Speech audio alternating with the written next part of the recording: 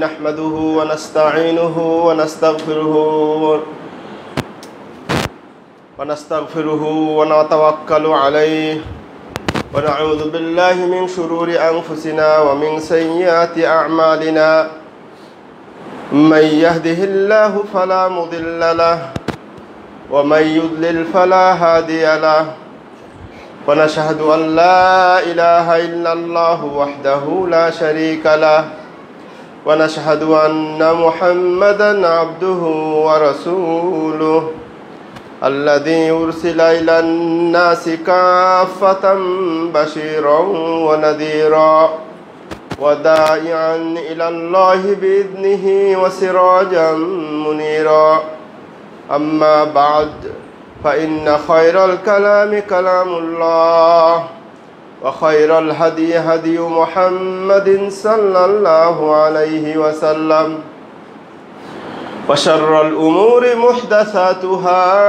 وكل محدثة بدعة وكل بدعة ضلالة وكل ضلالة في النار أعوذ بالله من الشيطان الرجيم يا أيها الناس اتقوا ربكم الذي خلقكم من نفس واحدة وخلق منها الأرحام إن الله يا أيها الذين آمنوا اتقوا الله وقولوا قولا سديدا يصلح لكم أعمالكم ويغفر لكم ذنوبكم ومن يطع الله ورسوله فقد فاز فوزا عظيما أعوذ بالله من الشيطان الرجيم لقد كنت في غفلة من هذا فكشفنا عنك غطاءك فبصرك اليوم حديد وعن عبد الله بن عباس رضي الله تعالى عنهما قال قال رسول الله صلى الله عليه وسلم نعمتان مغبون فيهما كثير من الناس الصحة والفراغ মুআজ্জাজ হাজিরিন, প্রিয় মুসল্লিয়ানে কেরাম, সকল প্রশংসা আল্লাহ সুবহানাহু ওয়া তাআলার জন্য, যে আল্লাহ সুবহানাহু ওয়া তাআলা আমাদেরকে সলাতুল জুমা আদায় করতে আসার, কোরআন সুন্নাহ হতে কিছু আলোচনা করার, আপনাদেরকে শোনার তৌফিক দিয়েছেন। এজন্য আল্লাহ সুবহানাহু ওয়া তাআলার জন্য সকল প্রকার শুকরিয়া, সিজদা, শুকুর, সকলে বলি আলহামদুলিল্লাহ। সালাত ও সালাম বর্ষিত হোক আমাদের নবী, যে নবী তার উম্মতকে গাফেলাতি ও অসচেতনতা থেকে সতর্ক করে গেছেন এবং আমাদের কোনটা করণীয়, কোনটা বর্জনীয় সব কিছু বলে গেছেন সেই নবীর উপরে সালাত ও সালাম। আল্লাহুম্মা সাল্লি আলাইহি আল্লাহুম্মা বারিক আলাইহি। মুআজ্জাজ হাজিরিন, আজকে আমরা আমাদের অন্যতম একটি রোগ, যে রোগে আমরা আক্রান্ত হয়ে আমরা আল্লাহ বিমুখ হয়ে পড়ছি, কোরআন সুন্নাহ থেকে দূরে সরে যাচ্ছি, শয়তানের পথে চলছি, এই ধরনের একটি ব্যাধি নিয়ে আলোচনা করব। এবং এই ব্যাধি মুনাফিকদের বেশি পেয়ে বসেছে, সেটি হচ্ছে আল গাফলাহ অর্থাৎ গাফেলাতি। আল্লাহ সুবহানাহু ওয়া তাআলার কোরআন পড়তে, মানতে, আল্লাহর কথা শুনতে, সলাতের ব্যাপারে, সিয়ামের ব্যাপারে, যাকাতের ব্যাপারে আমাদেরকে গাফেলাতিতে, অলসতায় পেয়ে বসেছে, যার কারণে আমরা একজন পূর্ণ মুমিন হতে পারছি না। আমাদের যতটুকু কোরআন সুন্নাহ মানার, পড়ার, জানার, বোঝার দরকার ছিল ততটুকু করতে পারছি না, কারণ গাফেলাতিতে, অলসতায় আমাদেরকে পেয়ে বসেছে। তো এই গাফেলাতি সম্পর্কে কিছু কথা বলবো। ওয়া মা তাওফীক ইল্লা বিল্লাহ আলাইহি তাওয়াক্কালতু ওয়া ইলাইহি উনীব।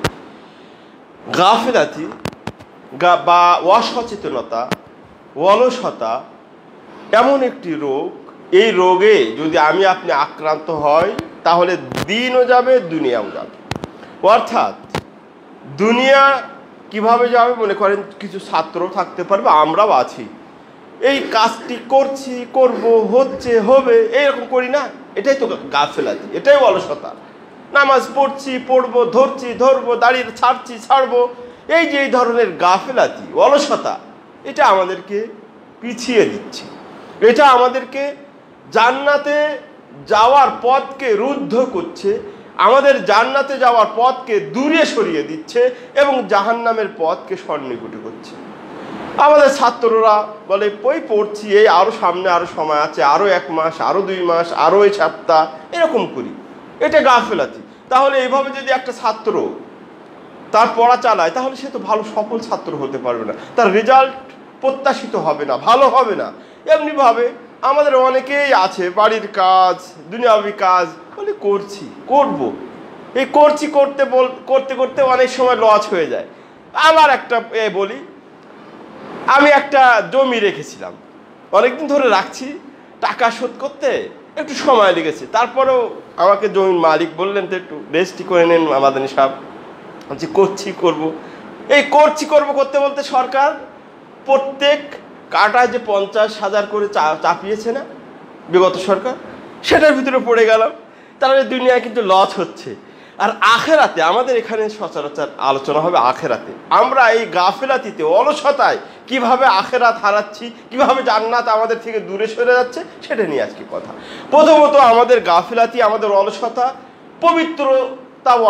পবিত্রতা অর্জনের ক্ষেত্রে আল্লাহ সুবহানাহু ওয়া তাআলা বলেছেন, ইন্নাল্লাহা ইউহিব্বুত তাওয়াবিনা ওয়া ইউহিব্বুল মুতাতাহহিরিন। আল্লাহ সুবহানাহু ওয়া তাআলা কাদেরকে ভালোবাসেন? যারা তওবা করেন তাদেরকেও ভালোবাসেন, সাথে সাথে বলেছেন মুতাতাহহিরিন, যারা পবিত্রতা অর্জন করে, পবিত্র অবস্থায় থাকে, তাদেরকেও ভালোবাসে। এই পবিত্রতা অর্জন 2 ধরনের। একটা হলো, এটাকে আপনারা যে ফিকহ অনেকে পড়েছেন, এটাকে বলে হয় একটা রূপক অর্থে, একটা প্রকৃত অর্থে, তাই না? তো এখানে এই পবিত্রতা হতে পারে এই যে দুনিয়াবি পেশাব পায়খানা, এই ধরনের নাপাকি থেকে পবিত্রতা অর্জনকারীদের আল্লাহ পছন্দ করেন। আবার আরেকটা আসছে সবচেয়ে বড় পবিত্রতা, যেটা শিরকিয়াত, আকীদা বিচ্যুত, মানে ভ্রান্ত আকীদা, তারপরে অবৈধ যে সমস্ত আয়, ইনকাম, কাজ, কর্ম আছে, সেগুলো থেকে পবিত্রতা যারা হয় তাদেরকে ভালোবাসে। ঠিক আছে? তো এখন আমরা অনেকেই ওযু করতে যাই, এখানে আমাদের চরম গাফেলাতি পরিচয় দিই, অলসতার পরিচয় দিই। খালি মোবাইলে বসলে সময় কিভাবে যায়, সময় ফ্যাক্ট হয় না। টিভির সামনে বসলে সবাই ফ্যাক্ট হয় না, ঘন্টার পর ঘন্টা চলে যাচ্ছে, সমস্যা নেই। খালি যখন ওযু করতে শুরু করি, আর এই 1-2 মিনিটের ভিতরে কমপ্লিট করার চেষ্টা করি। অথচ আল্লাহ নবী সাল্লাল্লাহু আলাইহি ওয়াসাল্লাম বলেছেন, আসবিগুল ওযু, ওযু সুন্দরভাবে করো। কিন্তু আমরা কি করি? সুন্দরভাবে করি, খালি জলদি করে, তাড়াহুড়ো করে কোনো প্রকার দায় সারি। এবার এই দায় সারতে গিয়ে এই হাতের একটু খালি মানে ভিজে না, পায়ের একটু ভিজে না, অমুক জায়গা ভিজে না, এরকম অবস্থা। আর আল্লাহ নবী তাদের জন্য হুঁশিয়ারি উচ্চারণ করে বলছেন, ওয়াইলুল লিল আকাবি মিনান নার, যাদের এই ওযু করার সময় সচেতনতা, সাবধানতা অবলম্বন না করবে, এই তাড়াহুড়ো করবে, ওযুর ব্যাপারে গাফেলাতি করবে, তাদের জন্য আল্লাহ নবী বলেছেন, ওয়াইলুল লিল আকাবি মিনান নার, এই যে শুকনো জায়গা যদি থেকে থাকে সেটার ব্যাপারে আল্লাহ নবী জাহান্নামের হুমকি দিয়েছেন, সেটা জাহান্নামের আগুনে। তাহলে এখানে অলসতা করা যাবে? ওযুর ব্যাপারে খুবই খেয়াল করতে হবে, পবিত্রতার ব্যাপারে। আমরা পবিত্রতাকে একেবারে সিম্পল মনে করি, মানে এটা একটা মানে অতিরিক্ত বিষয় মনে করি আমরা। অপবিত্রতা কি, পবিত্রতা কি, এগুলো আমাদের কাছে ম্যাটার না কোনো, এরকমই অবস্থা। বিশেষ করে আমাদের অনেক মুসলমানের ছেলেদেরকে, অনেক লোকদেরকে দেখা যায় পেশাব করেও তারা পবিত্রতা অর্জন করে না। দেখা যায় না? দেখেন না? আপনি রাস্তায় চলতে ফিরতে শত শত নজরে পড়ে, এই রাস্তায় দাঁড়াচ্ছে, রাস্তায় দাঁড়িয়ে কি করছে? ছেড়ে দিচ্ছে প্যান্টের চেন খুলে, আবার ভিতরে ঢুকিয়ে শেষ। পবিত্রতা অর্জনের কোনো খবর নেই। অথচ এই যে পানি হোক, টিস্যু হোক, ডিলা হোক, কুলুক হোক, এগুলো তো ব্যবহার করতে হবে, পবিত্র হতে হবে। আপনারা একটা ঘটনা জানেন, এই যে পবিত্রতা অর্জনের ওই কিবলা তাইন মসজিদ, যেটা মসজিদে কুবার, ওখানে যে অধিবাসীরা এই পবিত্রতা সুন্দর করে অর্জন করতো পেশাবের পরে, পায়খানার পরে, এই জন্য তাদেরকে ভালোবেসে আল্লাহ এই কোরআনে বলেছে ইন্নাল্লাহা ইউহিব্বুল মুতাত্তাহিরিন, তাই না? তাহলে তাদের এই পবিত্রতা অর্জনকে দেখেন আল্লাহ কোরআনে স্বর্ণাক্ষরে লিখিত করেছে, লিখে রেখেছে। কিয়ামত যতদিন না হবে ততদিন তাদের এই ঘটনা রিপিট হতে থাকবে, পড়তে থাকবো, বলতে থাকবো, শোনাতে থাকবো, তাই না? তাহলে এটাকে গুরুত্ব দিতে হবে। যেটা বলতেছিলাম, আমরা পেশাব করে অনেক, আমাদের ছেলেরাই তো, আমাদের আত্মীয় স্বজন, তারা পেশাব করে পানি নিচ্ছে না, ওইভাবে থেকে যাচ্ছে। অথচ মুসলিম শরীফের একটি হাদিস এসেছে, আনাস রাদিয়াল্লাহু তাআলা আনহু থেকে বর্ণিত, তিনি বলেন মাররান নবী সাল্লাল্লাহু আলাইহি ওয়াসাল্লাম বিকাবরাইন, একদা নবী সাল্লাল্লাহু আলাইহি ওয়াসাল্লাম অতিক্রম করতেছিলেন দুটো কবরের পাশ দিয়ে। তার ভিতরে একজন বলছে ফাকানা বিকাবরাইন ফাকানা ওয়াআদিবানে, তাদের দুইজন, কবরবাসী দুইজন আযাব প্রাপ্ত হচ্ছিল, তাদেরকে সাজা দেওয়া হচ্ছিল, ফেরেশতারা পিটাচ্ছিল। এবার আল্লাহ নবী ওহীর মাধ্যমে জানতে পারলেন। তো আল্লাহ নবী বলছেন আম্মা আহাদুহুমা ফাকানা লা ইস্তাতিরু মিনাল বাউল, এই যে দুইজন কবরবাসীর একজন যে আযাব প্রাপ্ত হচ্ছে তার অন্যতম কারণ হলো ফাকানা লা ইস্তাতিরু মিনাল বাউল, অন্য রিওয়ায়াতে এসেছে ফাকানা লা ইস্তানজিহু মিনাল বাউল, পেশাব করার পরে পানি নিত না, পবিত্রতা অর্জন করত না। আর দ্বিতীয়টা কি, ফাকানা ইয়ামশি বিন নামিমা, দ্বিতীয় ব্যক্তি যেটা সাজাপ্রাপ্ত হচ্ছে সেটা পরনিন্দা, পরচর্চা, গীবত, এর কথা ওর কাছে লাগিয়ে বেড়াতো, অশান্তি সৃষ্টি করত, এই জন্য তাকে সাজা দেওয়া হচ্ছে। তাহলে এখানে আমাদের যেটা আলোচনার বিষয় সেটা হলো পেশাব না করে পবিত্রতার ব্যাপারে যদি আমরা গাফেলাতি করি, অলসতা দেখায়, তাহলে কবর থেকে শুরু হয়ে যাবে আযাবের, আর আখিরাত তো বাকি, কবর থেকে শুরু। চিন্তা করেন, ধরুন 50 বছর আগে একজন এই কারণে সাজাপ্রাপ্ত হচ্ছে, এই কারণে পেশাব করে পবিত্রতা অর্জন না করার কারণে, কিয়ামতের আগ পর্যন্ত কবরে এইভাবে মার খেতে থাকবে। চিন্তা করতে পারে তাহলে কত সিরিয়াস বিষয়টা, কত সিরিয়াস বিষয়টা। তাহলে আমাদেরকে এই পবিত্রতার ক্ষেত্রে কি করতে হবে, খুবই গুরুত্ব দিতে হবে এবং এ ব্যাপারে আন্তরিক হতে হবে।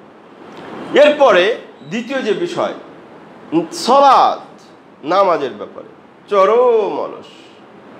নামাজ সবই ঠিক আছে, নামাজ পড়তে ভালো লাগে না, নামাজের সময় আসলে মানে এই কাজ সেই কাজ নিয়ে ব্যস্ত, নামাজ মনে হয়, নামাজটা দেখলে দুঃখ হয়, এমন মনে হয় মানে অসহায়, এরকম অবস্থা। নাউযুবিল্লাহ, মানে নামাজটার ব্যাপারে আমাদের চরম গাফেলাতি।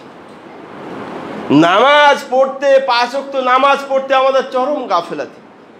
অথচ আমরা জানি যে, আমি এখানে গাফেলাতি নিয়ে শুধু কথা বলবো, আমরা জানি যে একদল মানুষদেরকে জাহান্নামে নিয়ে যাওয়া হবে সাকার নামক, তাই না? তখন কি বলা হবে, মা সালাকাকুম ফি সাকার, তোমাদেরকে সাকার নামক এই জাহান্নামে, এই স্থানে জাহান্নামে কিসে নিয়ে এসেছে?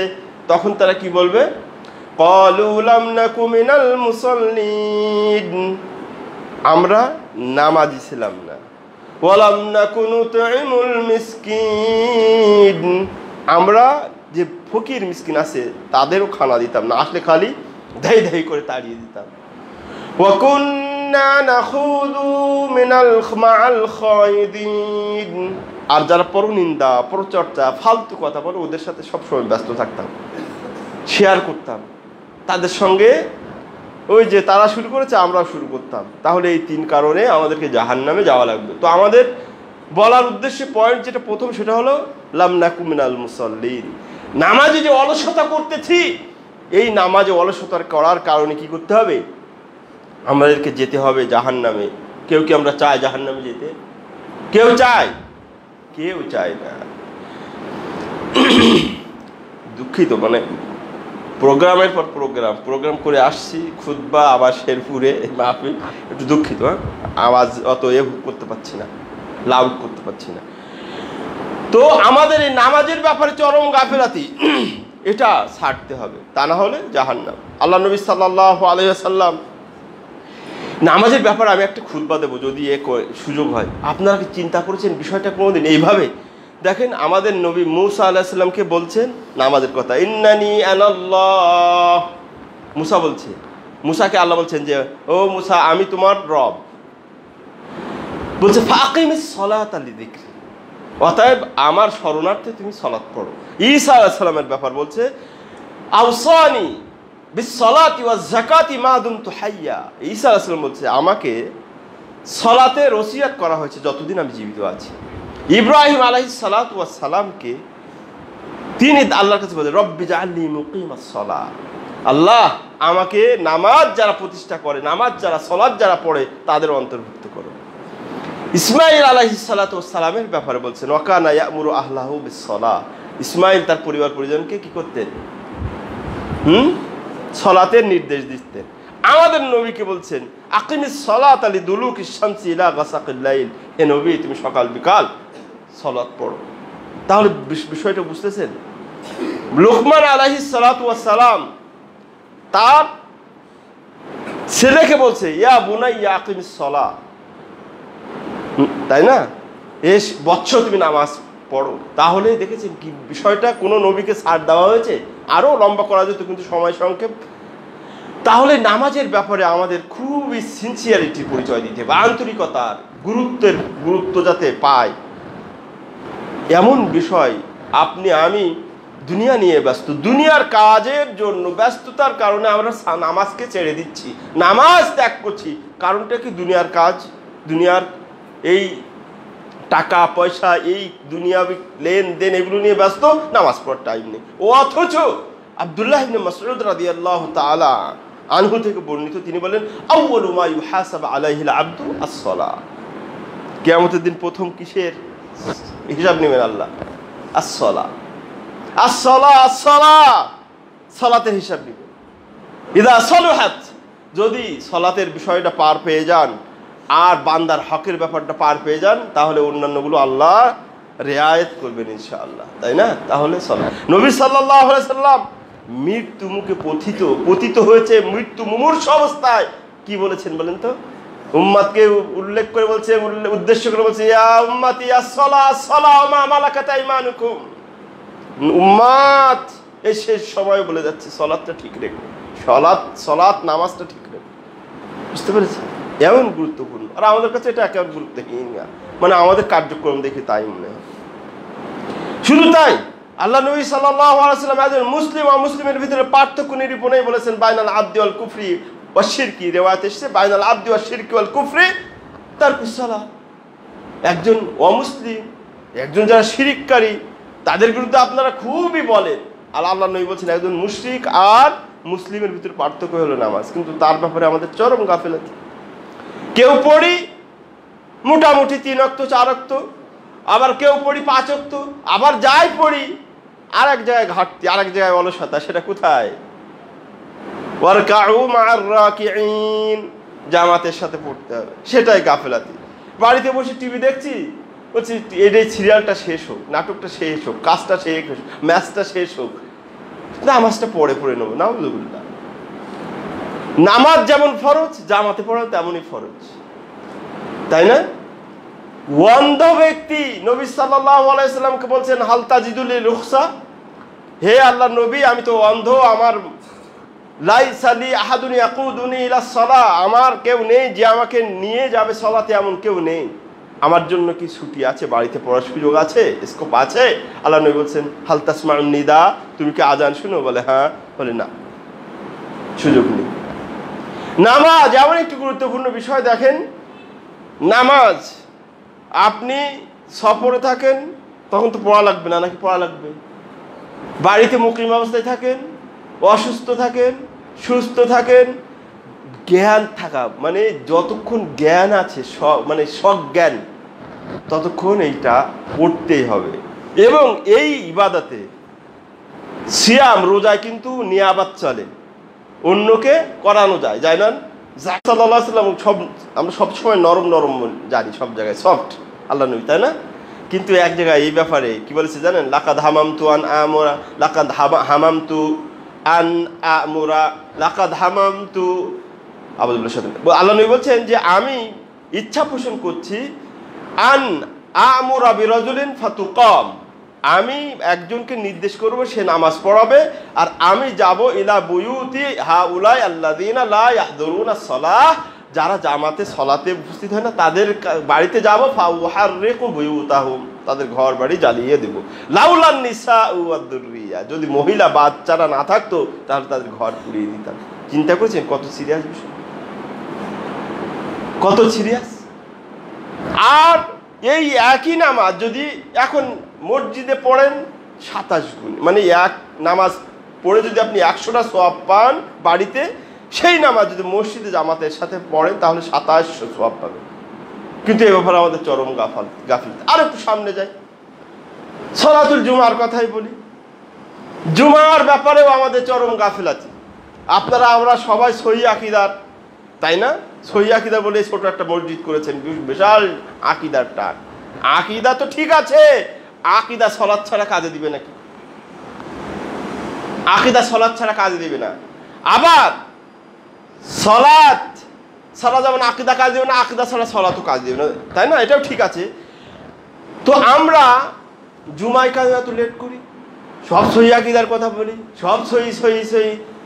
এই সহি হাদিসটা পান না যে ইমাম খতিব মসজিদে উঠার আগে আসতে হবে, এই সহি হাদিসটা পান না আপনারা? ইদা সাইদাল খতিবুল মিম্বারা, যখন খতিব সাহেব মেম্বারে উঠবে, ফাজাফাতিল মালাইকাতু সুফা, ফেরেশতারা কি করে? তাদের ওই যে হাজিরা আছে একটা, জুমার হাজিরা, সেই হাজিরার বই নোটবুক তারা কি করে ফেলে দেন, সহিফা বন্ধ করে দেন। ফাতাস্তামিউ, আর ফেরেশতারা খুতবা শুনতে থাকে। বুঝতে পেরেছেন? তাহলে আমরা যারা লেট করছি, গাফিলাত করছি, অলসতা করছি, লেটে আসছি, পরে আসছি, আমরা এই হাজিরা পাচ্ছি না। তার মানে আপনি যদি এইভাবে লেট করার কারণে, অলসতার কারণে তিনটে জুমা যদি আপনাকে এইভাবে ছুটে যায়, তার ব্যাপারে আল্লাহ নবী বলেছেন, মান তারাকা সালাসা জুমাআতিন মুতাতালিয়াত, যে ব্যক্তি লাগাতার 3টি জুমা এইভাবে ছুটে যাবে, আপনি মনে করছেন এসেছেন, কিন্তু আপনার কিন্তু ছুটে গেছে, ওই যে হাজিরা পাননি। হাজিরা না পাওয়ার কারণে আপনার ছুটে গেছে। এইভাবে যদি ছুটে যায়, আল্লাহ নবী সাল্লাল্লাহু আলাইহি ওয়াসাল্লাম বলছেন, কুতিবা মিনাল মুনাফিকিন, তার নাম লেখা হয় মুনাফিকদের খাতায়। মুনাফিকদের খাতায় লেখা হয় কারণ ওই যে আমি প্রথমে বলেছিলাম, মুনাফিকদের অন্যতম একটি গুণ হলো, খারাপ গুণ হলো অলসতা, বলেছিলাম না? মুনাফিকরা আসে ঠিক, বলছে আল্লাহ বলছেন, ওয়াইদা কামু ইলাস সালাতি কামু কুসালা, তারা যখন নামাজে দাঁড়ায় নামাজে অলসতা করে, আল্লাহ বলেছেন। তো এই যে সব জায়গায় অলসতা করছি, নামাজেও অলসতা করছি, জামাতেও অলসতা করছি, জুমাও অলসতা করছি, এই জন্য মুনাফিকদের খাতায় তার নাম লেখা হবে। মুসান্নাফ ইবনে আবি শাইবার হাদিস, হাদিসটি হাসান। আর একটি রিওয়ায়াতে, এই মুসান্নাফে ইবনে আবি শাইবার হাদিস, সেটা বলছেন যে মান তারাকা সালাসা জুমাআত, যে ব্যক্তি 3টি জুমা ছেড়ে দিবে, এই যে লেটে এসে বা এমনি আসবে না, একেবারে না আসা পার্টির তো কথাই নেই, তাদের ব্যাপারে আল্লাহ নবী সাল্লাল্লাহু আলাইহি ওয়াসাল্লাম বলছেন, তুবিয়া আলা কলবি, তার অন্তরে সিলমোহর মেরে দেওয়া হয়, খারাপের সিলমোহর। বুঝতে পেরেছেন? তাহলে সামনে থেকে তো লেট করে আসবে না আরো, নাকি? তাহলে অলসতা করা যাবে নামাজের ব্যাপারে? নামাজের চ্যাপ্টারটা মোটামুটি ক্লিয়ার করলাম হালকা করে। তাহলে কি করলাম? ওযু থেকে নিয়ে একেবারে জুমা পর্যন্ত একটু লেট করা যাবে না। নামাজটা ঠিক রাখেন, নামাজ জুমা সহ জামাত সহ। আল্লাহু আকবার, বললাম তো একটা খুতবা দেবো, ওই জন্য আজকে বেশি আনতেছি না। নামাজ জুমার ব্যাপারে দেখেন ইনশাআল্লাহ, নামাজ পড়লে আপনার গুনাহ মাফ হচ্ছে, নামাজ পড়লে শান্তি প্রশান্তি পাচ্ছেন, আবার নামাজের জন্য ওযু করছেন, প্রত্যেকটি গুনাহ ঝরে যাচ্ছে। তাই নয় কি? সবই তো হাদিস আছে, হাদিস বলা যাবে, কিন্তু এই ব্যাপারে আমাদের চরম গাফিলাতি। এটা কি ঠিক বলেন? আপনি কি সচেতন ব্যক্তি? আপনি চালাক ব্যক্তি? আপনি প্রকৃত মুমিন মুসলিম? ওযু করলে নামাজের জন্য গুনাহ ছুটে যায়। আল্লাহ নবী বলছেন, নামাজের জন্য প্রত্যেকটা স্টেপ বাই স্টেপ আসবেন, পা ফেলাবেন, প্রত্যেকটা পা ফেলানোই একটা করে গুনাহ মাফ হয়, একটা করে মানে সম্মান বৃদ্ধি করা হয়। আবার জামাতে আসলেন তো কি হলো? 27 গুণ নিয়ে গেলেন। দেখেছেন কত কল্যাণকর। আবার নামাজের পরে সুবহানাল্লাহ আলহামদুলিল্লাহ আল্লাহু তাআলা বললেন, ছোট ছোট গুনাহ যদি সমুদ্রের ফেনা পরিমাণ থাকে সেটাও মাফ হয়ে যাচ্ছে। নামাজটা বুঝতে পারছেন ব্যাপারটা? ওযু থেকে নামাজের বিষয় একটু বুঝতে পেরেছেন? কিন্তু এখানে আমরা কেন অলসতা করব? আল্লাহ নবী যখন অস্বস্তি ফিল করতেন, মানে একটু দুশ্চিন্তাগ্রস্ত হয়ে যেতেন, ডিপ্রেশন ফিল করতেন, আল্লাহ নবী কাকে? বিলালকে বলতেন, আরে না বিহা ইয়া বিলাল, ও বিলাল একটু আজান দাও তো, নামাজ পড়ব। বা নফল নামাজ পড়তেন প্রশান্তির জন্য। আর আমরা নামাজ না পড়তে পারলে প্রশান্তি ফিল করি, নাউজুবিল্লাহ। এই অবস্থা না? নামাজ না পড়তে পারলে প্রশান্তি ফিল করি। তাহলে নামাজের ব্যাপারে অলসতা করা যাবে না, অলসতা করা যাবে না। ঠিক রাখেন, নামাজ ঠিক রাখেন। 2 নাম্বার হলো আর যাকাত। যাকাতেও চরম অলসতা। হাজী সাহেব সব ঠিক আছে, অর্থ যখন দেওয়া লাগে তখন একটু ফতোয়া খুঁজে। খালি আমরাই তো বুঝি, ফেললে তো আমরাই ফতোয়া দিয়ে বেড়াই। আরে কেমনে জাকাত থেকে বাঁচবে এই প্রশ্ন, এই ফিকির, এই মানে কি বলবো এটাকে, এই চক্রান্ত। বুঝতে পারছেন কি করে জাকাত থেকে বাঁচা যায়? অনেকেই তো হেলা করে যে মানে জাকাত যখন ফরজ হবে তার আগে টাকা এদিক সেদিক লাগিয়ে বলে যে আমার কাছে। আরে বেকু, মনে হচ্ছে আল্লাহ বড় অভাব, এর জাকাত নিয়ে আল্লাহ চলবে, এরকম না মনে হয়? নাউজুবিল্লাহ। জাকাত দিবি তুই জাহান্নামের আযাব থেকে বাঁচার জন্য। জাকাত দিবি তুই ওই যে সাপ অজগর বিষাক্ত সাপের ছোবল থেকে বাঁচবি, তাই। আল্লাহ কি ঠেকা নাকি? কিন্তু আমরা কি করি? আমরা হেলা করি, এদিক করি, ফিকির জিকির সেদিক করি। আল্লাহ বলেছেন, আল্লাযীনা ইয়াকনিজুনা আয-যাহাবা ওয়াল ফিদ্দাতা ওয়া লা ইউনফিকুনাহা ফি সাবিলিল্লাহ ফাবাশশিরহুম বিআযাবিন আলীম। আল্লাযীনা ইয়াকনিজুনা আয-যাহাবা ওয়াল ফিদ্দা, যারা স্বর্ণ এবং রৌপ্য জমা করে। এখন আপনাদের প্রশ্ন জাগতে পারে, আরে এখানে তো টাকার কথা বলা হয় নাই। এটা একটা প্রশ্ন, এটা আমাদের অনেকের এটা সংশয়বাদী আছে না আমাদের ইসলামের বিরুদ্ধে, কোরআনের বিরুদ্ধে, আমাদের শরিয়াতের বিরুদ্ধে, তাদের বিরুদ্ধে এটা একটা সংশয়। যেখানে আপনারা জাকাতের কথা বলেন, টাকা দিয়ে জাকাতের কথা কোথাও এসছে নাকি? আসেনি। সব জায়গায় কিন্তু স্বর্ণ এবং রৌপ্যের যে পরিমাণ সেটা দিয়ে জাকাতের কথা আমরা আলেম ওলামারা বলি। তো এখানেও আল্লাহ বলেছেন, আল্লাযীনা ইয়াকনিজুনা আয-যাহাবা ওয়াল ফিদ্দাতা ওয়া লা ইউনফিকুনাহা ফি সাবিলিল্লাহ, যারা স্বর্ণ এবং রৌপ্য এবং এই পরিমাণ টাকা জমা করে। বুঝতে পেরেছেন? স্বর্ণ রৌপ্য না, খালি স্বর্ণ রৌপ্য তো আছেই, এটা তো একটা সম্পদ, কিন্তু এর এই পরিমাণ, ওই লেভেলের পরিমাণের টাকা পয়সা, ব্যাংক ব্যালেন্স, খালি ব্যাংক ব্যালেন্স, এই এক্সিম ব্যাংক, ইসলামী ব্যাংক, সোনালী, অভাব নেই, খালি ব্যাংকে। ওয়ালা ইউনফিকুনাহা ফি সাবিলিল্লাহ, কিন্তু আল্লাহর রাস্তায় খরচ করে না, আল্লাহর রাস্তায় জাকাত আদায় করে না। এখানে এ হলো জাকাত আদায় করে না, এটা হলো মেন উদ্দেশ্য। আবার অন্যান্য দান ধানও করে না মসজিদের জন্য। এই মসজিদের দানের ব্যাপার দরকার। মসজিদ তো আপনার কয়জন চালান?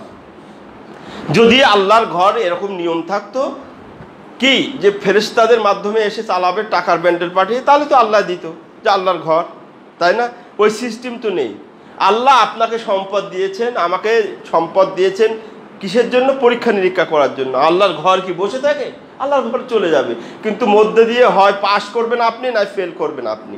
আপনি এই অর্থ যদি মসজিদে দান করেন, তাহলে আপনি বাঁচলেন, আপনি বিপদ থেকে বাঁচলেন, আপনি আযাব থেকে বাঁচলেন, আপনার এই অর্থকে হালাল করলেন, পবিত্র করলেন। আর যদি না করেন, আপনার ওই অর্থ যেগুলো ব্যাংক ব্যালেন্স করেছেন না, সব অপবিত্র হয়ে যাবে। আর কবর থেকে শুরু আযাব, আর আখিরাতে তো আসবো। আল্লাহ বলছেন, ফাবাশশিরহুম বিআযাবিন আলীম। আল্লাহ বলছে এটা মস্কারা, ফাবাশশিরহুম, সুসংবাদ দাও। কিসের সুসংবাদ? আযাবুন আলীম, যন্ত্রণাদায়ক আযাবের সুসংবাদ হয় নাকি এটা? কিন্তু আল্লাহ বলছে সুসংবাদ দাও, মানে এটা একটু মস্কারা। তোদের এত বললাম, আলেম ওলামা এত বুঝালো, তোদের দান করার মন হয় না, সব পার্টি করতে দেন, মাশাআল্লাহ হাত খোলা, হাত মাঠে 3 লাখ টাকার বাজেট করে 5 লাখ টাকার সমস্যা হয় না, ফাও পার্টিতে সুন্নতি কি বলে, সুন্নতি খতনার অনুষ্ঠানে পার্টি হয়। আস্তাগফিরুল্লাহ, আস্তাগফিরুল্লাহ। আমাকে দাওয়াত দিচ্ছে এত সুন্নতি খতনার অনুষ্ঠানে, আমি বলছি আস্তাগফিরুল্লাহ, আস্তাগফিরুল্লাহ। আপনিও পড়েন? বলে কেন? আমি সুন্নতি খতনা এরকম পার্টি হয় নাকি? বুঝতে পেরেছেন? এই পার্টি সেই পার্টি, বার্থডে পার্টি, তমুক ডে পার্টি, আত্মীয়র পার্টি, তমুক পার্টির টাকার অভাব নেই, খরচ করার অভাব নেই। খালি মসজিদে দিতে গেলে গায়ে লাগে, গায়ে জ্বলে। খালি ওই যে আছে না, ইসলামী ব্যাংকের একটা চেক আছে, সোনালী ব্যাংকের, রূপালী ব্যাংকের চেক আছে না, এইগুলো সব যখন মরবেন পরিবারকে বলবেন, ওই পরিবার এইগুলো দিয়ে দাও ল্যাপটাই জাফনের কাফনের সাথে নিয়ে যাবে। যখন ফেরেশতারা, দুইজন ফেরেশতা আসবে, ইদা উদিয়াল মাইয়িতু ফি কবরিহি, কবরে যখন রাখা হবে, আতাহুল মালাকানিল আসওয়াদান, দুইজন ফেরেশতা আসবে, জিজ্ঞেস করবে, তখন তাকে বলবেন এই যে না ইসলামী চেক, ইসলামী ব্যাংকের চেক হবে। আর একজনে বলবেন যে রূপালী ব্যাংক, আর একজনের সোনালী ব্যাংক ধরাই দিবেন, নাকি কাজে আসবে? ওই হাজী সাহেবের দল, মুসল্লিয়ানে কেরাম, মা বোনেরা, কাজে আসবে ওখানে, কাজে আসবে এখানে। এখানে যদি দান করে যান, এই মসজিদে দান করে যান, মসজিদটা অবস্থা খারাপ, চলছে না ঠিক মতো, অর্থনৈতিক সংকট চলছে, এখানে আপনারা দিচ্ছেন না। আল্লাহ নবী সাল্লাল্লাহু আলাইহি ওয়াসাল্লামের হাদিস তো মানেন আপনারা, নাকি সহি, শুধু আকীদায় সহি করছেন? আল্লাহ নবীর কি বলেছেন? প্রত্যেকদিন সকালে আল্লাহ সুবহানাহু ওয়া তাআলা দুইজন ফেরেশতা পাঠান। কয়জন ফেরেশতা পাঠান? দুইজন। একজন বলেন আল্লাহুম্মা আতি মান আনফাকা খালাফা, একজন ফেরেশতা বলেন যে ব্যক্তি আল্লাহর রাস্তায় দান করে তাকে আল্লাহ তুমি আরো দাও। আর একজন বলেন আল্লাহুম্মা আতলিফ মান কি আল্লাহুম্মা আমসিক মান আতলাফা, মানে যে ব্যক্তি দান করে না, কার্পণ্য করে, কৃপণতা দেখায়, তার মাল ধরে রাখো, মানে বরকত দিও। বুঝতে পেরেছেন? ফেরেশতার দোয়া করে। তাহলে এই মসজিদে একটু দান সাদকা করবেন তো ইনশাআল্লাহ। কিয়ামতের দিন আল্লাহ নবী সাল্লাল্লাহু আলাইহি ওয়াসাল্লাম বলছে না যে আস-সালাতু নূর, কিয়ামতের দিন হবে আপনি অন্ধকার, তো কিয়ামতের দিন সব জায়গায় অন্ধকার, কবর থেকে নিয়ে সেখানে আস-সালাতু নূর, সালাত হবে কি আলো, আপনাকে আলো দেখিয়ে দেখিয়ে নিয়ে যাবে, এই আলোয় আপনাকে চলতে হবে। আর আস-সাদাকাতু জিয়া, আস-সাদাকাতু বুরহান, আস-সাদাকাতু বুরহান। আর সাদকা, মসজিদে দান, আল্লাহর রাস্তায় দান, এটা হবে বুরহান, দলিল হবে। দলিল কি? দলিল কি সে জানেন? লম্বা ব্যাখ্যা, কিন্তু আপনারা তো সময় দেন না, জন্য বেশিতে যাব না। বুরহান বলতে, দলিল বলতে, এই যে জমি কেনেন তার একটা দলিল লাগে, ফ্ল্যাট নেন তার একটা দলিল লাগে, দলিল ছাড়া কোথাও টিকা যায়? তো কিয়ামতের দিন টিকতে হলে, জান্নাতের ওই ফাইনাল লিস্টে টিকতে হলে দলিল লাগবে না? দলিল লাগবে যে না বান্দা ভালো ছিল, বান্দা মসজিদে দান করতো, এই খালেক সালামি মসজিদে এই দিনের জন্য দান করতো, আল্লাহর পথে দান করতো, এই যে দলিল, এই যে না এই ফেরেশতানে এই যে দলিল দিয়ে দিলাম, এ ভালো ব্যক্তি। এ কার কথা? আমার কথা না নবীর কথা? সহি মানে একেবারে সবচেয়ে সহি হাদিস, এটা এর উপরে হাদিস, সহি হাদিস মানে বুখারীর মুত্তাফাকুন আলাইহির হাদিস। বুঝতে পেরেছেন? তাহলে আমাদের এই দানের ব্যাপারে চরম গাফিলাতি, দানের ব্যাপারে কি চরম গাফিলাতি। তাহলে এখন থেকে গাফিলাতি করা যাবে না মসজিদে। এই যে মসজিদ সংকটে চলছে, মসজিদের পয়সা তো আমার মনে হয় কেউ খায় না, কেউ খায় না। মসজিদের দিন, মসজিদের সংকট দূর করুন, আল্লাহ আপনার বরকত দেবে, আল্লাহ আপনার বরকত দেবে। দিয়ে দেখেন, দিয়ে দেখেন, আপনারা দান একটু বেশি বেশি করে দেখেন।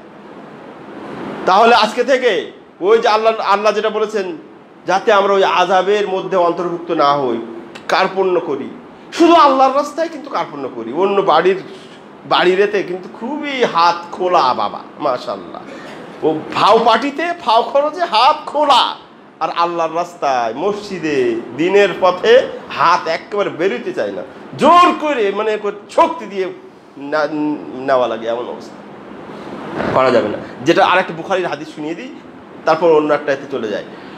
সেটা হলো কিয়ামতের দিন, ইয়াতি ইয়াউমুল কিয়ামাতি, কিয়ামতের দিন আমরা যে মাল ধন সম্পদ আল্লাহর রাস্তায় দান না করে অলসতা করি, দান করার ব্যাপারে কি অলসতা মানে করি, প্রদর্শন করি, তো ওই মাল ধন সম্পদ যেগুলো আমরা ব্যাংক ব্যালেন্স করে যাচ্ছি, ওভার ব্যাংক ব্যালেন্স, যেটা প্রয়োজনের ছাড়া ওভার ব্যাংক ব্যালেন্স, সেটা কি অবস্থা হবে সেটা আল্লাহ নবী বলেছেন। ইয়াতি ইয়াউমুল কিয়ামাতি, কিয়ামতের দিন এই ধন সম্পদ আসবে, একটা হচ্ছে সুবানুন, অজগার হয়ে, টাকলা বিষাক্ত সাপ হয়ে আসবে, ফায়ালদাগুহু, এবং তাকে ওই সাপ তাকে দংশন করতে থাকবে। ফায়াকুল, ওই সাপ বলবে আনা মালুকা আনা কানসুকা, মসজিদে না দিয়ে দান সৎকা না করে যে জমা করেছিল সেইগুলো, আনা মালুকা, আমি তোমার সেই মাল ধন সম্পদ। মালুকা তোমার মাল, কানজুকা তুমি যে ধন সম্পদ ব্যাংক কুক্ষিগত করে রেখেছিলে, ব্যাংক ব্যালেন্স করে রেখেছিলে, সেই ধন সম্পদ আমি। এটা ভালো লাগবে তো সেই দিন।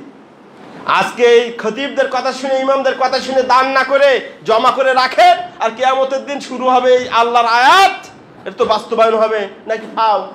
বাস্তবায়ন হবে, নবীর হাদিসও বাস্তবায়ন হবে। ওই দিনের যদি অপেক্ষায় থাকতে থাকেন, সেটা আপনার ডিসিশন ইজ ইয়োর মানে আপনার ডিসিশন। ওখানে গিয়ে এই মানে কঠিন অবস্থা সম্মুখীন হবেন না এই কিছু কিছু দান করে ওই জায়গাটা ক্লিয়ার করতে চান, সেটা আপনার ব্যাপার। এবার আরেকটা সিয়ামের দিকে চলে যায়। এখানে কিন্তু আমাদের চরম গাফিলাতি। রোজা, রোজার ব্যাপারে সামনে তো রোজা আসছে, রোজা নিয়ে আল্লাহ যদি আনেন তাহলে কথা হবে। এখন বিষয় এসছে, প্রসঙ্গ, এই জন্য প্রসঙ্গ তো উল্লেখ্য, কুতিবা আলাইকুমুস সিয়াম কামা কুতিবা আলাল্লাযিনা মিন ক্বাবলিকুম। সিয়াম যেগুলো ফরজ সেগুলো তো করতেই হবে, কিন্তু আমাদের অনেক ভাইয়েরা, অনেক যুবক ছেলেরা, আমাদের ছেলেরাই, আমরা যারা আছি, আমাদের এই মসজিদের কমিটি, মসজিদের মুসল্লি, মসজিদের অমুক তমুকের ছেলে মেয়েরা অনেকেই রোজা রাখে না, অনেকেই রোজা রাখে না। আবার শুধু তো ফরজ রোজা না, আর আমরা যারা আছি আমাদের একটা অলসতা দেখা যায়, আরে আর কয়দিন বাঁচবো, একটু নফল রোজারও তো ব্যাপার স্যাপার আছে, নফল রোজা আছে না, সেগুলোই আমরা কিন্তু চরম গাফিলাতি করি। এখন দেখেন একটা কি ডাক্তার সাহেব বলেছেন, সুস্থ থাকতে হবে, ডায়েট করতে হবে, তাই না? দেখেন যারা এলিট বলে দাবি করে, শিক্ষিত সচেতন, খুব সচেতন, খালি মরে নে সচেতন দেখাবে তো, এই ডাক্তারের প্রেসক্রিপশন শুনে দেখেন না খাওয়া না পড়া, কত রকম, নামাজ পড়ে না ঠিকই, কিন্তু সকাল 5টায় গিয়ে রমনা পার্কে অমুক পার্কে গিয়ে ঢন্ডান ঢন্ডান ঢোডো করে হেঁটে বেড়াচ্ছে, অথচ নামাজ পড়ে। ওই ব্যক্তিকে বলল, আরে তোমার শারীরিক সুস্থতা, তোমার ডায়াবেটিস অমুক টমুক, ডায়েট করার দরকার, তোমার আনফিট লাগে, বড় বাজে দেখায়, তোমার সুন্দর ফিটনেস, তোমার সুন্দর স্মার্টনেসের দরকার, অতএব কি করতে হবে? গরু খাওয়া ছাড়তে হবে, মিষ্টি খাওয়া ছাড়তে হবে, চা খাওয়া ছাড়তে হবে, পান খাওয়া ছাড়তে হবে, অমুক খাওয়া ছাড়তে হবে। আরে ওকে, ভেরি গুড। 800 টাকা, 1000 টাকা, 2000 টাকা দিয়ে প্রেসক্রিপশন নিয়ে আসছে, এবার সব খাওয়া বাদ। আমার ডায়েটের বড় ডাক্তার যে আমার নবী, নবী সবচেয়ে বড় ডাক্তার না, সেই ডাক্তার যে আগেই বলে দিয়েছে, ও উম্মতেরা, এই ডায়েটের সবচেয়ে ভালো উপায়, স্বাস্থ্য সুস্থ রাখার সবচেয়ে ভালো উপায় হলো সিয়াম আইয়ামিল বীদ, 13, 14, 15 প্রত্যেক সপ্তাহে সোম এবং বৃহস্পতিবার রোজা রাখো, ডায়েট এমনিও হয়ে যাবে, রোগবালাই এমনি দূরে হয়ে যাবে। এ বেলায় চরম গাফিলাতি, এ ব্যাপারে চরম অলসতা। ডাক্তার বলেছে, ডাক্তারের প্রেসক্রিপশনে শান্তি চান? ডাক্তারের প্রেসক্রিপশন যা বলছে তাই করছেন, মানছেন, শুনছেন। বড় ডাক্তার যিনি, ডাক্তারের ডাক্তার, তার উপরে আর একজন ডাক্তার আছেন কে? উনি বলেছেন সবচেয়ে বড় ব্যায়াম সিস্টেম করেছেন, সেটা কি উনি বলেন না এইভাবে কথায়, কিন্তু যে সিস্টেম করেছেন নামাজ। আপনারা ইদানিং দেখছেন, আমরাও তো দেখি ইউটিউবে, এই যে পেট কমানো, এই করা, স্বাস্থ্য, এখন যা দেখেন ওই নামাজের ভিতরে অনেক আছে, সিয়ামের ভিতরে অনেক ডায়েট আছে, সব আমাদের শরীয়তের ভিতরে আছে, কিন্তু আমরা এটা ফলো করি না। আমরা ফলো করি কি, ওই যে 2000, 1500, 1000 দিয়ে ডাক্তার কি প্রেসক্রিপশন দিল ওইটা ঠিকই মানি। এই যে হারাম খেতে নিষেধ করেছেন বড় ডাক্তার, এই প্রেসক্রিপশন আমরা মানি না। ওই যে ছোট ডাক্তার বলছে গরু খাওয়া যাবে না, এটা খাবো না, এই খাওয়া যাবে না, ওই দুনিয়াবি ডাক্তার 4 কলম পড়ে ডাক্তার হয়েছে, ওটা প্রেসক্রিপশন মানছি। ওই বড় ডাক্তার বলেছেন এই করো, দান করো, অবৈধ কামাই করো না, এই অবৈধ খানা খেও না, এই করো না, সেই করো না, নামাজ পড়ো, রোজা করো, এই করো। ওই ডাক্তারের প্রেসক্রিপশনে আমরা অলসতা প্রদর্শন, অলসতা দেখায়, তাই না? তাহলে মাঝে মধ্যে রোজা রাখবেন, নফল রোজা রাখবেন, আর ফরজের নিয়ে ফরজের সময় কথা বলবো, আল্লাহ যদি বাঁচায় আর আমি যদি আসি ইনশাআল্লাহ, ঠিক আছে? এরপরে আরো অনেক অলসতা আছে, আমার একটার মধ্যে শেষ করতে হবে, একটার মধ্যে নামাজ দাঁড়াবো, তাই না? এটাই তো, হ্যাঁ, তার 10 মিনিট আছে। সেটা হলো আরো একটা অলসতা, আমাদের জিকির আজকারে চরম অলসতা। আমাদের জিকির আজকার ফালতু কথা, অপ্রয়োজনীয় কথা, নিষ্প্রয়োজনীয় কথায় আমরা পটু। কথা বলতে তো পয়সা লাগে না, যদি আবার মিটারের মতো ফিট করে দিত তাহলে আবার কন্ট্রোলে চলে আসতো, কিন্তু ওইগুলো তো নেই। এই জন্য মানে অপ্রয়োজনীয় কথা বলতেই থাকি, জিকির নেই, আজকার নেই, আল্লাহর নাম নেই। অথচ আল্লাহ কি বলছেন সবচেয়ে, ওই যে আমি মনে হয় একদিন আলোচনা করেছি কিনা, ইয়া আইয়ুহাল্লাযীনা আমানু যিকুরুল্লাহা যিকরান কাসীরা, বেশি বেশি জিকির আজকার করতে বলছেন। আমাদের মুখে নেই মোটে, আরে বেশি তো দূরের কথা, মুখে নেই, চরম অলস। অথচ সবচেয়ে ইজি কাজ, ইসলামের সবচেয়ে যত ইবাদাত আছে সব চাই, আমার মনে হয় সব চাইতে সহজ যেটা, সেটা হলো জিকির। ওযু লাগে না, নামাজ লাগে না, পশ্চিম লাগে না, জুমার দিন হওয়া লাগে না, কিচ্ছু লাগে না, খালি পড়লেই হলো সুবহানাল্লাহ আলহামদুলিল্লাহ। না পাক অবস্থায় পড়া যায়। আপনি ফরজ গোসল করবেন, এই অবস্থায় আছেন, সেটাও পড়া যাবে, জানেন? তাহলে এর মতন সুবিধাজনক আর কিছু অবস্থা আছে? তাও সেটা সুবহানাল্লাহ আলহামদুলিল্লাহ আল্লাহু আস্তাগফিরুল্লাহ এগুলো জিকির আজকাল সেটা করি না। অথচ ফাও কথা, ফাও পেঁচাল যেটা বলি, এগুলো মাশাআল্লাহ কম্পিটিশন দিলে কেউ মানে হারানো কঠিন, অথচ জিকির আজকালের খবর নেই।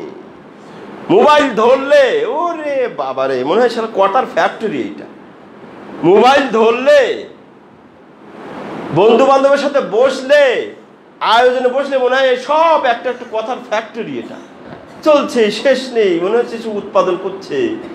এটা তো হওয়া দরকার ছিল জিকির আজকালের ক্ষেত্রে, কিন্তু সেখানে আমাদের চরম গাফিলাতি। জিকির আজকার করতে হবে। আল্লাহ নবীর সাহাবী আবু দারদা থেকে বলছে, আল্লাহ নবী বলছেন লা ইয়াজালু লিসানুকা রাতাবাম মিন যিকরিল্লাহ। ও আবু দারদা, তোমার জিহ্বা, ও উম্মত, তোমার জিহ্বা যাতে সদা সর্বদা জিকির আজকারে, আল্লাহর জিকিরে ভিজা থাকে। আমাদের ভিজা, শুকনা